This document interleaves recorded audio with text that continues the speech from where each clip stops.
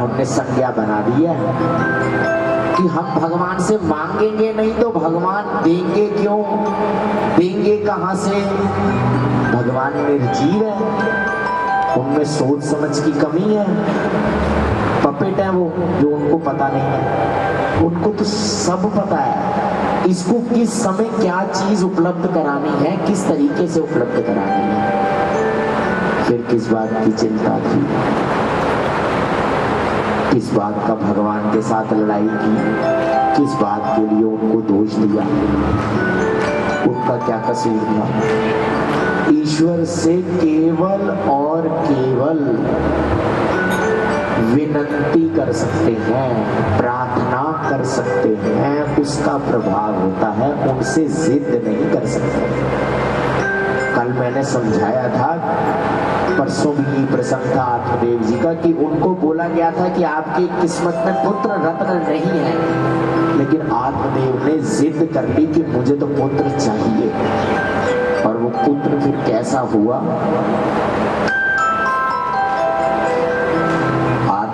गौकर्ण जी तो गऊ से पैदा हो गए, फल खाते, गऊ ने खाया तो, लेकिन धुंधकारी उनको पुत्र रूप में मिला ना, तो उनकी क्या गति हुई, धुंधकारी की माँ धुंधली की क्या गति हुई,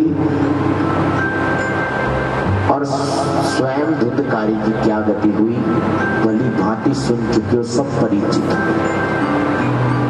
जिद नहीं करनी कि मुझे ये चीज चाहिए, प्रभु जिसमें अनुकूलता हो, आप जो मेरे लिए उचित समझते हो, वो मुझे अपना प्रसाद रूप जानकर प्रदान करने की कृपा करें।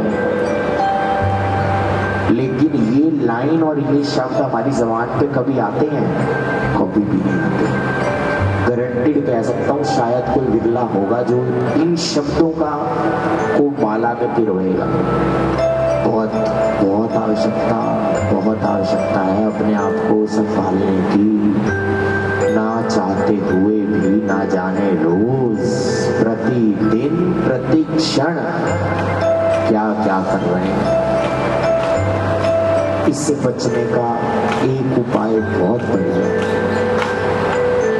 जिस समय रात हो अपने बिस्तर पर सोने जाओ, लाइट बंद करना, सीधी बिल्कुल सीधी कमर करके 5 मिनट के लिए, सिर्फ 5 मिनट, 24 घंटे में से 5 मिनट निकालना, आंखें बंद करना और जो भी इष्ट है उसका ध्यान करना। लेकिन वो इष्ट एक ही होना चाहिए, या तो राम ही हो, या तो श्याम ही हो, या तो दुर्गा ही हो, या तो शंकर ही हो, या कोई भी हो, एक ही इष्ट होना चाहिए। उसका ध्यान करना, ऐसा अनुभव करना कि मेरा इष्ट मेरे समक्ष विद्यमान है, उसके शरीर से तेजोमय, इतना तेज है उसके शरीर में, इतनी चमक है, इतनी लाइट है, इतनी ऊर्जा है, इतनी रोशनी है, और वो सारी ऊर्जा मेरे अंदर समाहित हो रही है। उसका तेज पुंज मेरे भीतर समाहित हो रहा है। ये ध्यान करने की प्रक्रिया है। जब ये अनुभव करो कि ध्यान कर लिया, उसकी सारी सकारात्मक ऊर्जा, सारी पॉजिटिविटी मेरे शरीर में समा गई है। चाहे उसका रंग लाल है, चाहे पीला है, चाहे गाजरी है, चाहे संतरी है, जिस प्रकार अपने इष्ट का ध्यान कर रहे हो। और उस समय प्रभु से एक बात कहना, जब आपकी आंखों के सामने भगवान आ जाए, कि प्रभु आज सारे दिन में मुझसे जो जो अपराध बने हैं उनको क्षमा कर दो।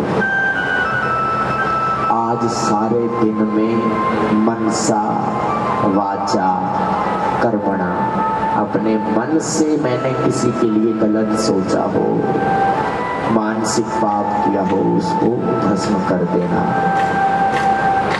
अपना वाचा, अपनी वाणी से किसी को गलत बोला हो, किसी का अनिष्ट करने के लिए कहा हो, उस पाप को खत्म कर देना। और कर्मणा, अपने कर्म से कोई ऐसी क्रिया मैंने अपने शरीर से की हो जिसको दुख सामने वाले को पहुंचा हो, उस पाप को खत्म कर देना। और अंत में केवल एक वाक्य बोलना, पापों को खत्म करवाने की प्रार्थना करने के बाद कि प्रभु आज के दिन में मैंने जितने भी कर्म किए हैं वो सभी कर्म आपके श्री चरणों में समर्पित करता हूं या करती हूं। बात को समझना, अपने पापों की क्षमा मांग ली, प्रायश्चित कर लिया, पाप खत्म हो गए। और जो पुण्य थे सारे दिन के, वो हमने ईश्वर को सौंप दिए। अब हम बाजार से गए, बहुत सुंदर फल लेकर के, उसमें से जितने खराब डाल दिए थे फल वाले ने, उन फलों को हमने निकाल करके छांट लिया और जो अच्छे अच्छे ताजे मीठे फल थे वो जाके अपने पिता को दे दिए।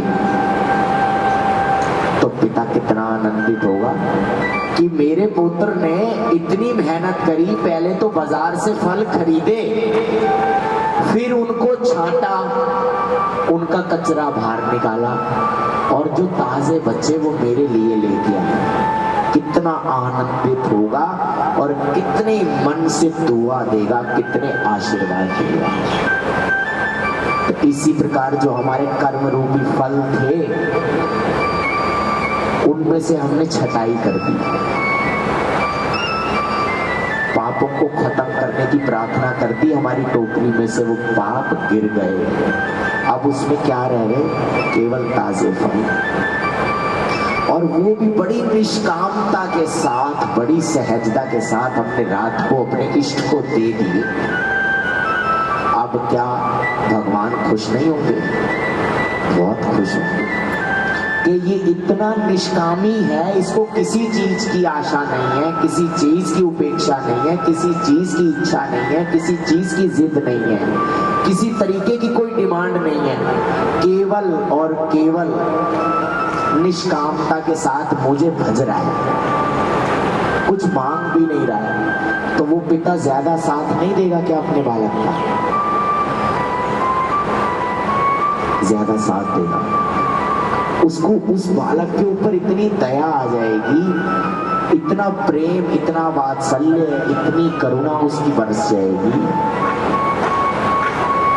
कि ये तो बिना कुछ कहे अपना सर्वस्व मुझे सौंप चुका है, तो इसका भरण पोषण करना मेरी जिम्मेवारी है।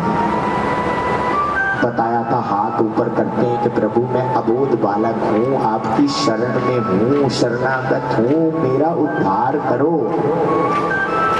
तो भगवान उसी को अपनी गोदी में उठाएगा ना जो बालक होगा। लेकिन हम तो सोचते हैं 2 अक्षर पढ़ने के बाद मेरे जैसा कोई विद्वान नहीं, 2 भजन गाने के बाद मेरे जैसा कोई गायक नहीं, ढोलक मृदंग इत्यादि बजाने के बाद मेरे जैसा कोई कलाकार नहीं। तो भगवान कहते हैं फिर बेटा जा, तू ही बड़ा बना रहे, मेरी आवश्यकता तो तुझे है नहीं, इसलिए तू अपना काम स्वयं करिए।